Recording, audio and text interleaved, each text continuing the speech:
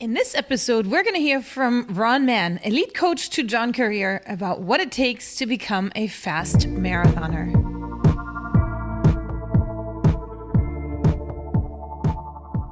All right, so I'm on here with Coach Ron Mann. Thank you so much for joining me today.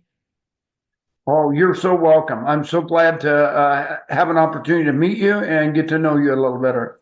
Oh, I love that you're saying that. I feel super honored that you agreed to come on my podcast. And I want to kind of hop into your background to start with a little bit. Currently, you're coaching John Korir and one more athlete. Obviously, everyone knows John Korir now. He just won the Boston Marathon. He won the Chicago Marathon last year, and he's establishing this for himself. When I did his shakeout run with him in Boston, he told me he was going to win Boston. I ran with him in Chicago prior to the race, and he has the confidence. He said he was going to win that too. And everything is coming true. And so I'm very excited to kind of hop into seeing what his training looks like. But before we do that, let's talk about you a little bit and tell me how you got involved in run coaching and then also coaching these athletes. Wesley Korir, his John's brother that had won Boston as well.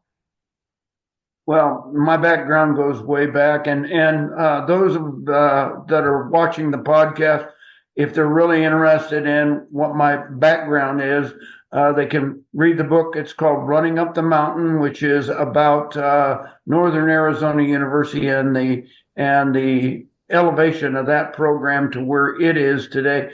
But the beginning of that book starts out with who and what I am. And I started as a high school runner in Phoenix, Arizona, was recruited to Northern Arizona University.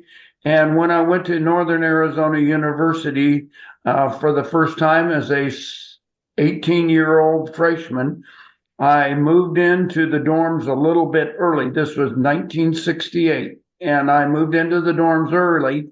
And at that time, there were some distance runners, elite distance runners, training in Flagstaff.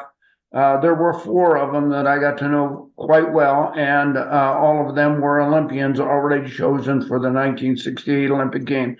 So my early introduction into high-level running included Billy Mills, who was the Olympic gold medalist at 10,000 meters in 1964, George Young, who won the 1968 bronze medal in the steeplechase, Conrad Nightingale, who was a steeplechase also, and the fourth one, Billy Mills, John,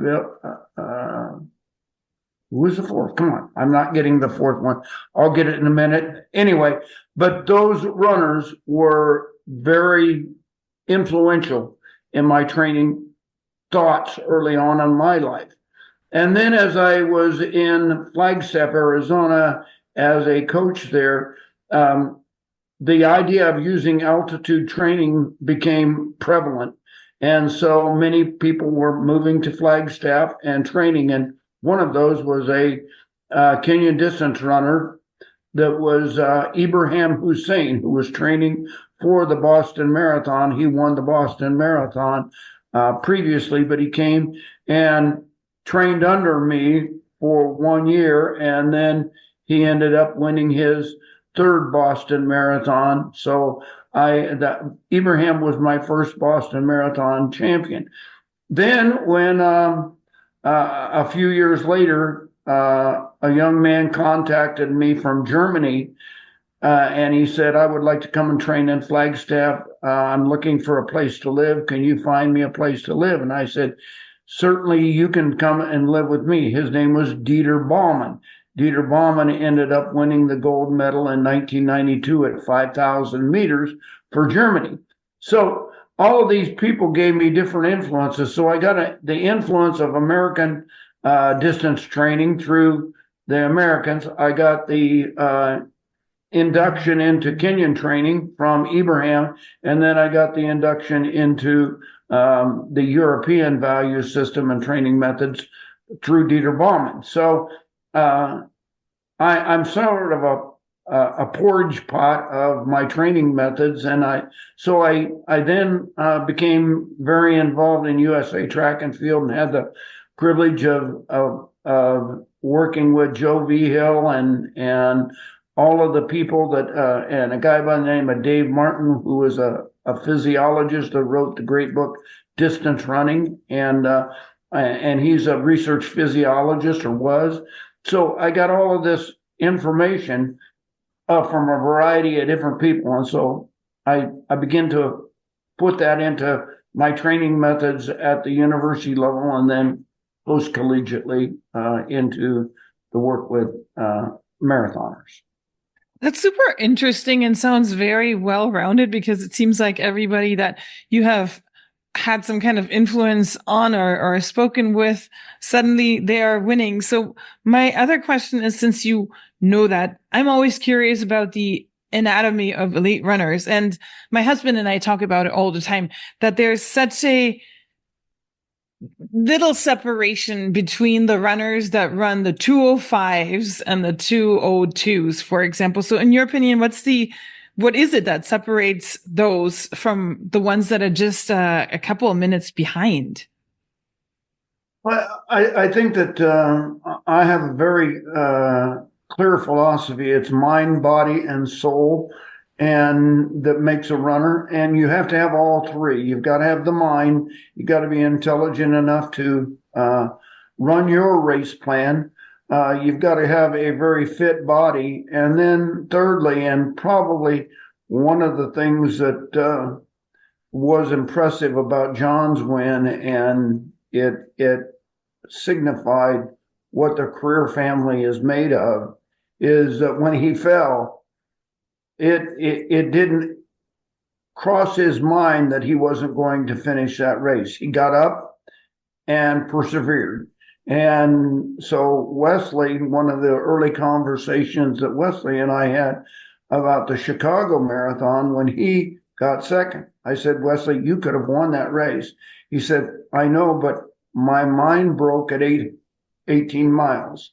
And so he couldn't lock in. So then when he got to Boston that next spring, and it was a hot day and he was 2 minutes back, he went into that spot and went into his soul. And if you talk to Wesley, he would say, I prayed my way home at the Boston Marathon. And so you've got to have that inner strength that tells you, I'm going to win and I'm going to run fast. And then I guess my follow-up question with that is, when you coach your runners, you're obviously doing something but giving them just running workouts. How do you make sure that they have that soul part, that they are strong like that? Well, that's an interesting question. Is that the athlete? Somebody asked me a long time ago, what events do you coach? And I said, I don't coach events. I coach people. And so each person is a little bit different. John is different than Wesley is. Wesley is different than Edwin is. All of the runners that I work with are a little bit different. So you got to find their sweet spot and what it is that motivates them, and where their soul is. And that's one of the things, I was asked early on, how did John Korir make the great jump from 205 down to 202? Well, we had to teach him how to win. And so that's why we went to the Boilermaker race last year, and then on to the Falmouth race last year, and he won both of those.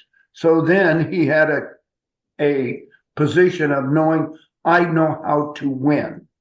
And so up until that point, he had run well, but he didn't go to that extra place. And so you've got to provide opportunity for them, and then find their soul and get to know them, And one of the neat things about coaching John, he's got such a sweet soul, in that I'm not sure you know this, but so he had a child a year ago, February, a little girl. And so he named his little girl after my wife, Charlene. So that tells you what a great soul he has, and his heart for people. And so when after Chicago each year, John comes to my house and we just hang out and I get to know him. So you've got to know the person and coach the person. And you don't just write workouts. There's 1,000 people who know it. And now that you've got Strava and Garmin Connect and all of that, everybody knows what everybody is doing. There is no magic. It's about coaching the individual athlete and knowing them and knowing what they need. I love this. And I'm going to hop into that a lot more in a little bit, because obviously a lot of my audience wants to know some practical tips that we can take away from this conversation and apply for our own running, which, you know, makes it a little bit tough because coaching us how to win, there's probably not much of an opportunity. But like I said, we'll hop into that. But before we do that, a little bit more about elite runners. So when you see an elite runner, say you see a really fast Kenyan person that is currently, say, a 2:05 runners, what are some key indicators or inherent qualities that you see in an athlete that suggests that there is potential to gain more, those crucial couple of minutes? Called true grit. You got to find somebody that has true grit. And they have that inner strength, and that's something you throw a workout at them that they're incapable of doing, and then they do it, and then you give them feedback that, see, you could do this when you didn't think you could. And it's a situation where you just put them in situations where they've got to learn to be hard on themselves and not give up. And you mentioned that, how do you teach them to win when the normal runner isn't going to win the marathon? Well, their target time is they're winning, and so you set a time out there. I have a nephew who is trying his first marathon, and he's a 4-hour guy, and he's a great young man. And so he said, Uncle Ron, will you just give me tips? And I said, sure, because I know his heart. He'll be a 4-hour if it's the last thing he does. He'll die trying to get that 4-hour mark. So what you look for is that inner strength. And so for the normal runner, that's something that you have to work on a daily basis. And one of my favorite books is Make Your Bed.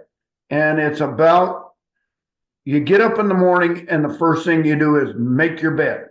So, and I learned early on from George Young. George Young was a very, very tough man. And he learned, okay, you get up in the morning, it doesn't matter whether it's snowing or raining or what it is.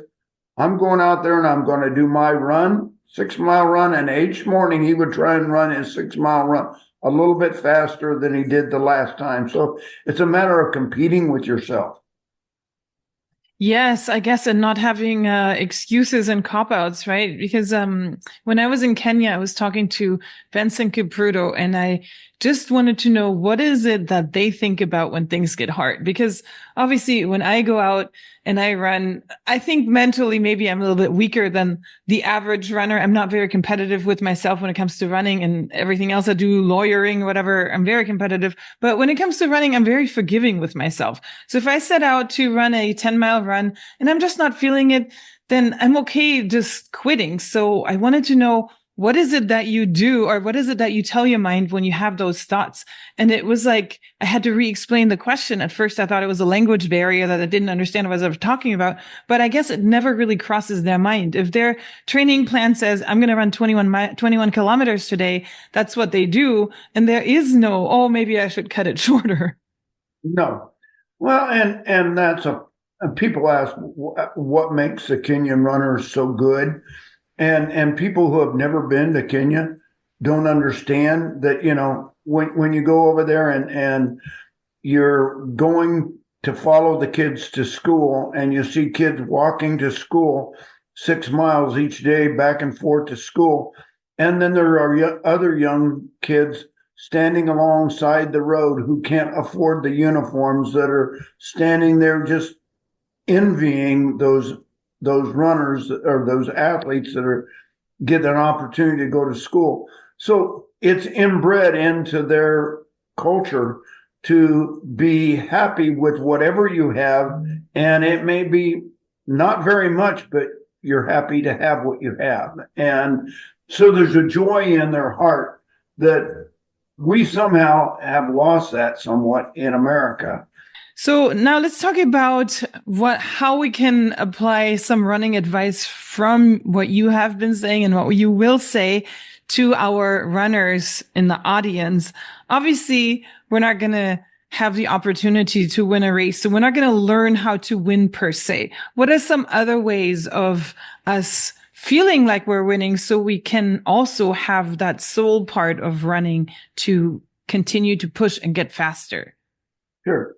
And I think what you do is you set a goal out, like whether it's 4 hours or 3 hours or 2 hours and 30, you set intermediate goals along the way also. And that, you say, okay, I'm going to run a 5K, and I'm going to try and hit this time at a local 5K. And then you go and hit another race that's maybe a 10K or something like that. Or even in the marathon itself, you can have intermediate goals and, write it on the back of your hand or whatever, what those are, what I'm going to run the first 5K in this, and see that as a goal. And then intermediate goals as you go through the race is very important in order to, and we do the same thing with elite runners. We had a race plan for John all the way through, and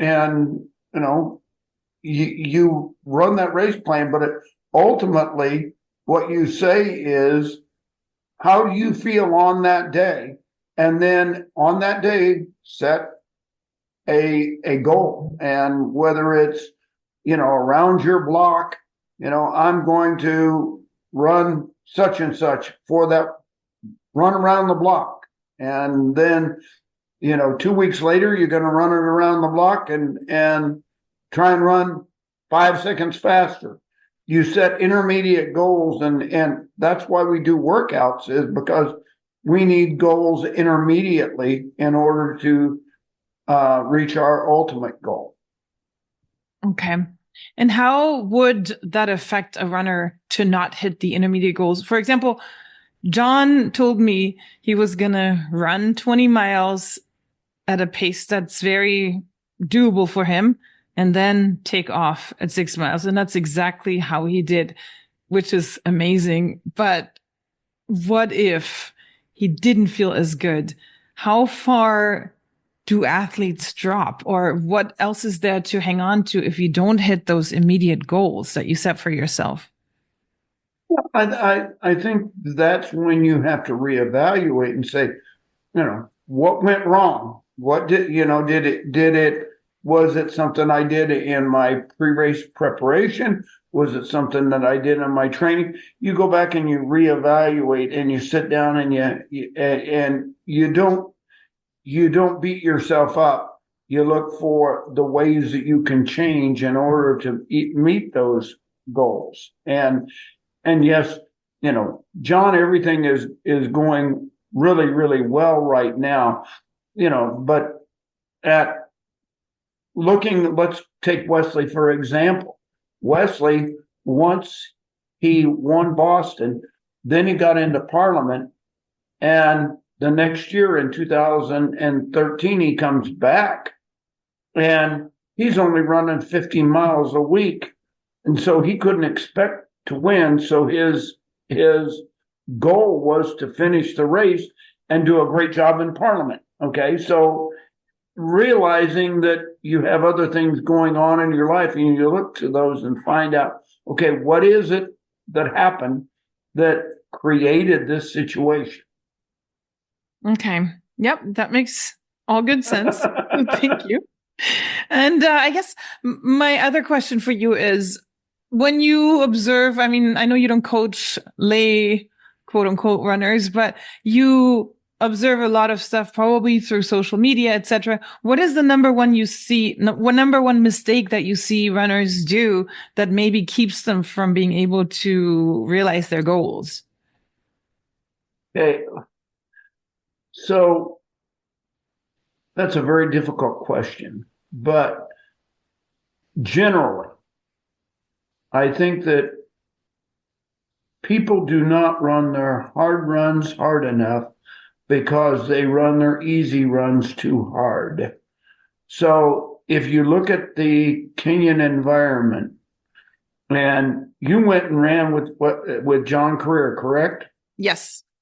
Did you have any trouble keeping up? Oh, no, absolutely not. And I kept bugging him to tell me what his heart rate was on the Garmin because I wanted to know if he was superhuman. Well, my point is, what was he doing at that point? He was recovering. He was resting.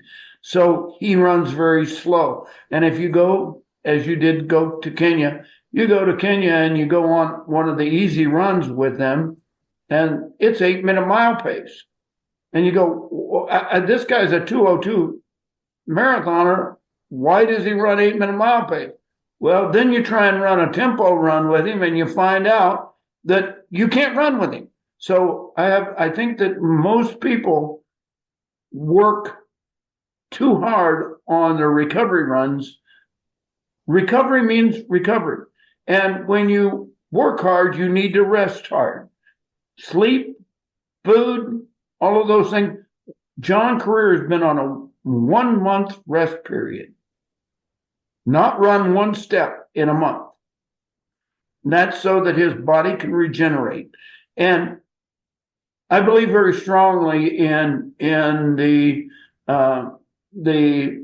God-given things that we have. The world gives us all kinds of signs of what to do. We only run 6 days a week because you have to have a Sabbath. You have to have a rest period. And if you build those kinds of things in to your training program, then your training program can be effective. So if you don't rest properly, you can't run hard properly. So I would say the number one thing that athletes make a mistake on is that they run too hard on their easy days. Okay. Yeah, I mean, with Strava, you're right. We see all that. And if somebody's easy run is within the same pace as John Korir's, then you know it's not the true easy run. No. All right. So I guess with that, what is the number one thing besides this easy run that for somebody who wants to get faster could focus on to maybe get a stronger mind or to just become a better runner? Because obviously we know number one thing is polarizing your runs, running the fast runs fast and running the easy runs are easy. But what is something else that they could do just for their mindsets to be stronger? I think that one of the things that also you can do is start out I talk regularly again about progressively more aggressive.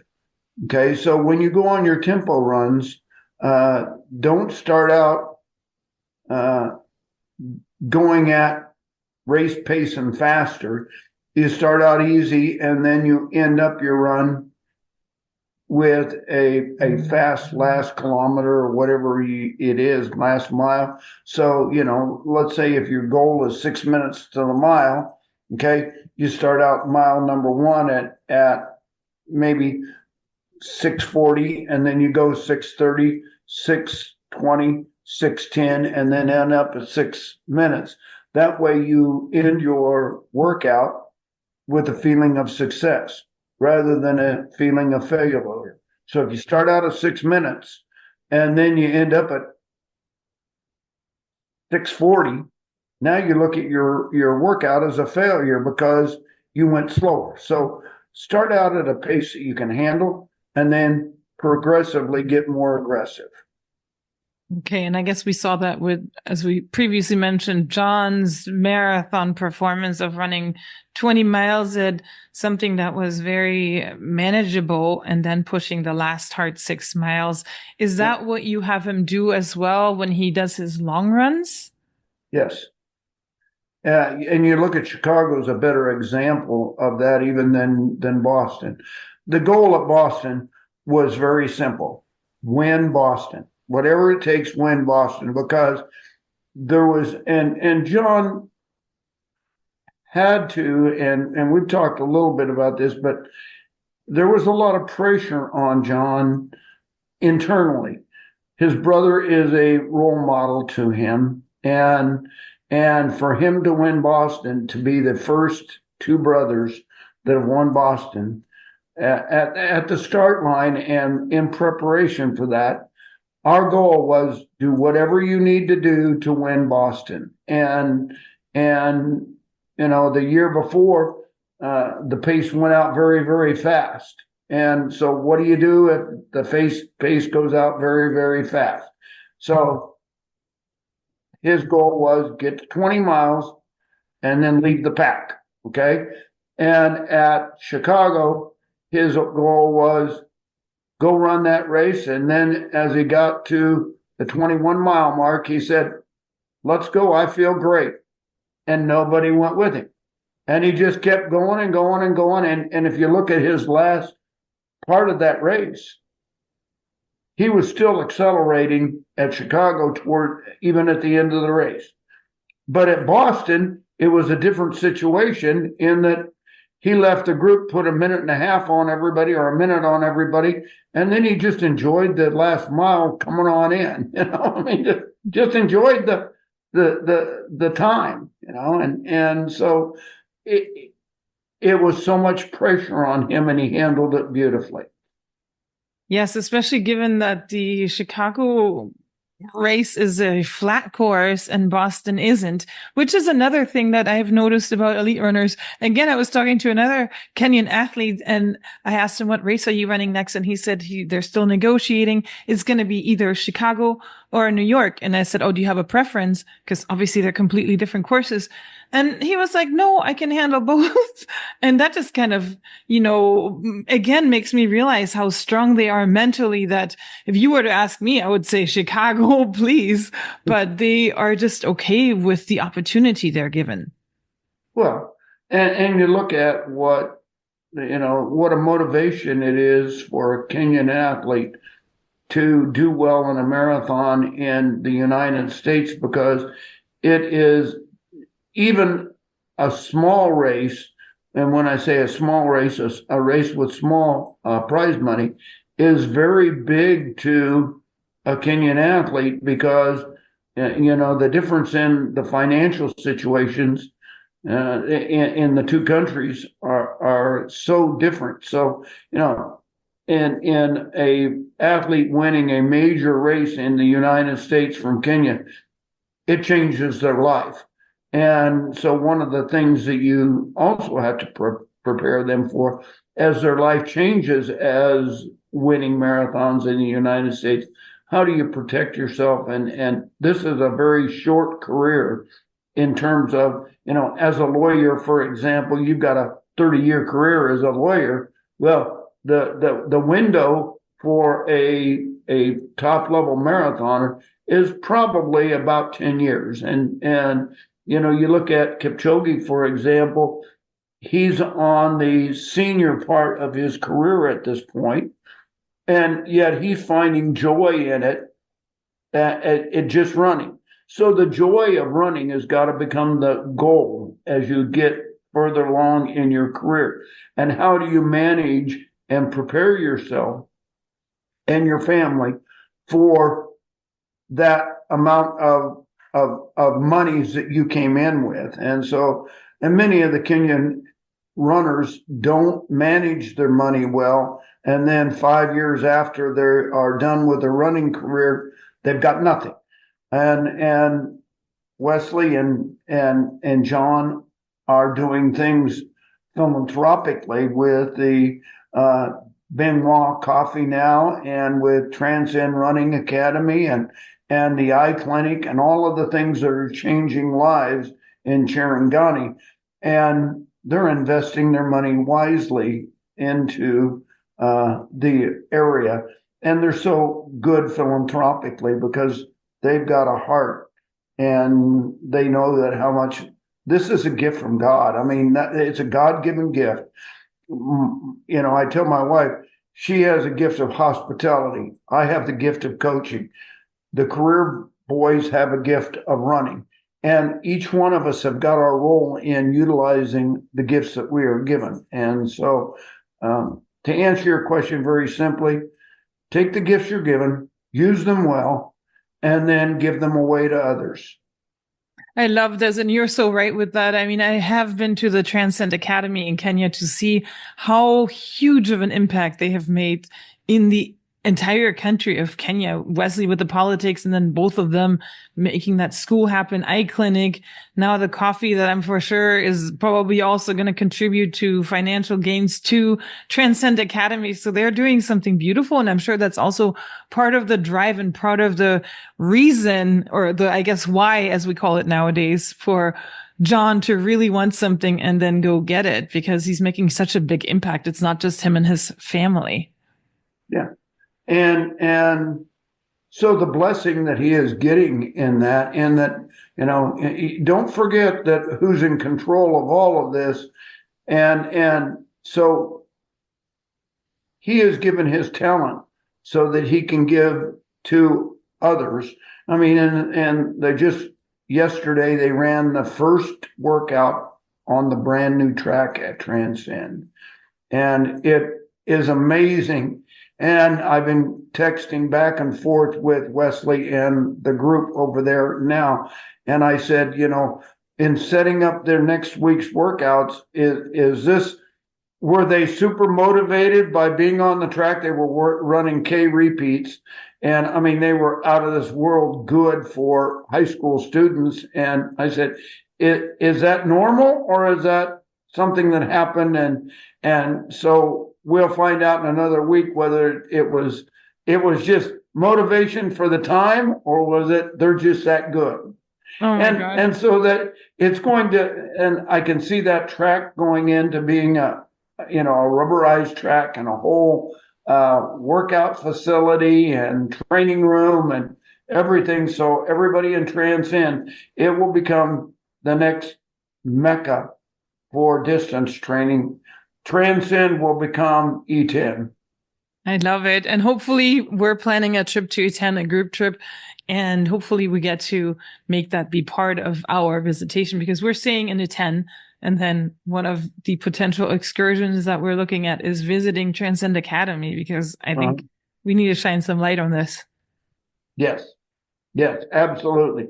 If people knew what was going on there and get to know the students at Transcend, they would realize that, there will be someone that comes out of there. I mean, already, Wesley Kiptu is a product of Transcend, and now he's running very well and finished well at Boston. And so the next generation is beginning to come about, and it's just going to be better and better and better as time goes on.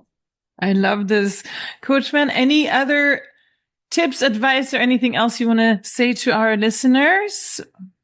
I would just tell all of you to do all things in moderation. I mean, and give yourself a break, and that don't put too much pressure on yourself, and find what your gift is, and then utilize that gift. I always wanted to be a great runner, and I was running 100 miles a week back in the day, and after 40 years of that, I had 2 replacement hips, and the good Lord said, your body is falling apart, go to a bicycle. So I would say to people that, use your God-given talent, make it well, and then if running is a part of that, then so be it. And I tell people all the time, find out what it is. And if you're not a runner and you can play a great guitar, then be the best guitar player you can be. If you want to be a lawyer, be the best lawyer you can be. If you're going to be a coach, be the best coach you can be. Be the best at whatever it is that is your God-given blessing and your talent. So, and the key really there is to find what that is. What is that passion that just burns in your heart? And for me, to watch athletes run fast, like John is doing right now, it gives me such a joy just to watch and to see that development happen, not only as a runner, but to see what he's doing with it. So whether you're a lawyer or a guitarist, be the best you can be at whatever it is you're doing and find your God-given talent. Perfect. Thank you so much. You're so welcome.